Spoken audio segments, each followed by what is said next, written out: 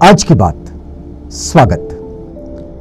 आप जानते हैं कि आज की बात में इस समय हम लोग बौद्ध सम्राट कनिष्क, इनका जो समय रहा है जिसमें गांधार कला का निर्माण हुआ, जिसमें मूर्ति कला आई, बौद्धों के क्षेत्र में पहली बार तथागत बुद्ध की मूर्ति बनी और इस वक्त में महाकवि अश्वघोष, नागार्जुन, पार्श, इस तरह के जो वसुमित्र, इस तरह के जो बड़े महत्वपूर्ण चरित्र जो बौद्ध साहित्य में मिलते हैं, ये सब राजा कनिष्क के कार्यकाल से जुड़े हुए हैं। और अब हम देखते हैं कि राजा कनिष्क का ये जो समय है, ये समय किस तरह का था।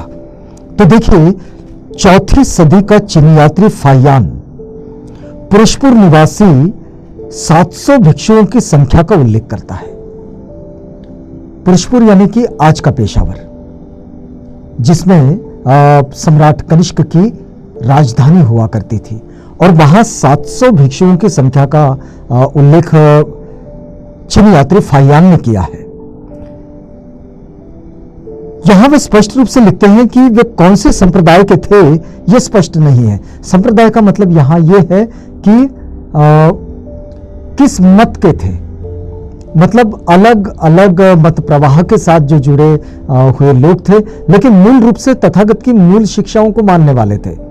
आज भी हम लोग देखते हैं कि चाहे वो हिमयानी हो, महायानी हो, वज्रयानी हो, कोई भी हो, तथागत बुद्ध के समय में भी लगभग 17 स्कूल हुआ करते थे, लेकिन वे तथागत बुद्ध की मूल शिक्षाओं के मानने वाले थे और मूल शिक्षाओं को जरूर मानते थे। बीच में कुछ थोड़ी थोड़ी चीजें इधर उधर उन्होंने जोड़ ली थी, जो भी तथागत की शिक्षाओं से ही जुड़ी हुई थी, वो उनकी शिक्षा से बाहर नहीं थी। अब देखिए कि दूसरे चीनी यात्री यानी कि ह्वेनत्सांग, जो कि 7वीं सदी में आए, पुरुषपुर के भिक्षुओं की संख्या नहीं दिखाते हैं। जो चीनी यात्री 4वीं सदी में आए, फाहियान, वो कहते हैं भिक्षुओं की संख्या 700 है पेशावर में, यानी कि तब के पुरुषपुर में। लेकिन जब ह्वेनत्सांग आए 7वीं सदी में, तो उन्होंने पुरुषपुर के भिक्षुओं की संख्या नहीं बताई है, लेकिन वे उन्हें हीनयान के अनुयायी बताते हैं। ह्वेनत्सांग उन्हें हीनयान के अनुयायी बताते हैं। कनिष्क विहार के 50 मील की दूरी पर उत्तर पूर्व में नदी के उस पार पुष्करावती नगर में भी कुछ भिक्षु रहते थे। वे भी स्थविरवादी ही थे, तो वसुमित्र ने इसी विहार में अपना अभिधम्म प्रकरण पद शास्त्र लिखा था। उक्त कथन से राहुल सांकृत्यायन जी के मत की पुष्टि होती है, क्योंकि राहुल सांकृत्यायन जी ने यह बात अब से पहले कही है, जो हमने आपको बताई थी पिछली कड़ी में। जो भिक्षु मध्य एशिया में चीन तथा रोमन राज्य तक गए थे, वे महायान की किसी न किसी शाखा के भिक्षु रहे होंगे, या फिर उस स्थान पर पहुंचने के बाद स्थानीय परिस्थितिवश क्रमशः महायानी बन गए होंगे। यह संभावना है कि जहां जिस तरह के मतों का प्रभाव होता है, तो लोग उन्हीं मतों के साथ आगे बढ़ने लगते हैं। ह्वेनत्सांग के अनुसार नील तथा पील तक कनिष्क का नाम फैला हुआ था, और ह्वेनत्सांग अन्यत्र लिखते हैं कि सुबवास्तु नदी के दोनों किनारे पर 1400 संघाराम थे। अब देखिए, ये बड़ी महत्वपूर्ण बात है कि कनिष्का के काल में सुबवास्तु नदी के दोनों किनारों पर 1400 संघाराम थे। संघाराम का मतलब होता है जहां भिक्षु आराम करते हैं, जहां रुकते हैं, उनके आराम करने की जगह, उसे कहा जाता है संघाराम, जिनमें 18,000 भिक्षु निवास करते थे। 18,000 भिक्षुओं का वास इन 1400 संघाराम में हुआ करता था। लेकिन जब 7वीं सदी में वे उजड़ गए थे और भिक्षुओं की संख्या भी घट गई थी। 7वीं सदी में जब ह्वेनत्सांग यहां आए, तो उन्होंने देखा कि भिक्षुओं की संख्या भी कम हो गई है और ये उजड़ भी गए हैं। भिक्षु विभिन्न 5 संप्रदायों के मानने वाले थे, अर्थात धर्मगुप्त, महिशासक, कश्यपीय, सर्वास्तिवाद व महासांघिक। उस वक्त में।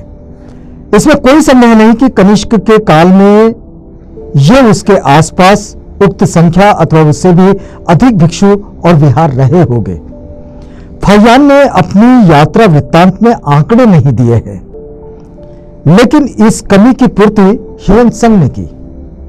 फाहियान ने अपनी यात्रा में आंकड़े नहीं दिए, लेकिन ह्युएन त्संग ने इसकी पूर्ति कर दी। उन्होंने आंकड़ों के साथ इसका विवरण दिया है। आप देखिए कि ह्युएन त्संग का जो यात्रा वर्णन है, इस यात्रा वर्णन के आधार पर ही बहुत सारा उत्खनन आज चल रहा है, और अब से पहले भी यही उसी के आधार पर यह उत्खनन हुआ है। ह्युएन त्संग कहते हैं कि उनके अनुसार 7वीं शताब्दी में भारतवर्ष में लगभग 5000 विहार और संघाराम थे और लगभग 2 लाख भिक्षु थे। अब इतिहासकारों का मत है कि इस समय बुद्ध धम्म पतन की ओर अग्रसर था। इस समय बौद्ध संस्कृति का ह्रास हो रहा था, उसका पतन हो रहा था। ऐसे में अनुमान किया जा सकता है, मतलब जब ह्युएन त्संग आए थे तब की बात, तो ऐसे में अनुमान किया जा सकता है कि कनिष्क काल में भिक्षुओं तथा विहारों की संख्या उपर्युक्त आंकड़ों से अधिक रही होगी। जो आंकड़े ह्युएन त्संग ने दिए हैं उससे वो निश्चित रूप से ज्यादा रही होगी, क्योंकि ह्युएन त्संग ने जो आंकड़े दिए उसके साथ में उन्होंने एक टिप्पणी भी लिखी है कि इस वक्त में हम देखते हैं कि बुद्ध धर्म अपने ह्रास की ओर जा रहा था, उसका पतन हो रहा था उस संस्कृति का, और वो संस्कृति कमजोर पड़ने लगी थी। लेकिन तब भी 2 लाख भिक्षु थे जब ह्युएन त्संग आए, और लगभग 5000 बुद्ध विहार थे, तो निश्चित रूप से कनिष्क के समय में ये ज्यादा ही रहे होंगे। कुछ विहारों के उजड़ जाने से या फिर भिक्षुओं की संख्या घटने से यह कहना उचित नहीं लगता कि बुद्ध धर्म का पतन हो रहा था। विद्यमान वस्तु का विनाश होना अथवा उसके परिवर्तन हो जाना बुद्ध धर्म का एक मुख्य सिद्धांत है। बुद्ध धर्म का मुख्य सिद्धांत यही है कि जो जो निर्माण होता है वो नष्ट होता है, लेकिन पतन धर्म का नहीं होता है। पतन होता है उन चीजों का, उन शिल्पों का जो बनाए गए हैं, जो भवन है, जो वास्तु है, जो निर्माण है, उसका पतन हुआ, वो अपने विनाश की ओर जा रहे हैं। तो इसलिए यह कहना उचित नहीं होगा कि उस वक्त बुद्ध धर्म का पतन हो रहा था। तो ह्युएन त्संग जिस बात को लिखते हैं उस बात को बाद के विद्वानों ने यह कहना उचित समझा कि भाई उस वक्त वास्तुओं का पतन हो रहा था, लेकिन धर्म का कभी पतन नहीं होता है। वो तब तक बना रहता है जब तक उसके अनुयायी होते हैं और उसके प्रचारक होते हैं। तो तथागत की बात, तथागत का संदेश प्रचारित करने वाले और उसका अनुशीलन अनुपालन करने वाले लोग जब तक होते हैं, तब तक धर्म का पतन नहीं होता है, तब तक धर्म का ह्रास नहीं होता है। वो अपने विकास की ओर बढ़ता ही चलता रहता है। तो यहां हम लोग रुकेंगे इस वादे के साथ कि कल आपसे पुनः भेंट होगी जब हम इस बात में आगे बढ़ेंगे। तो तब तक के लिए हमें इजाजत दीजिएगा।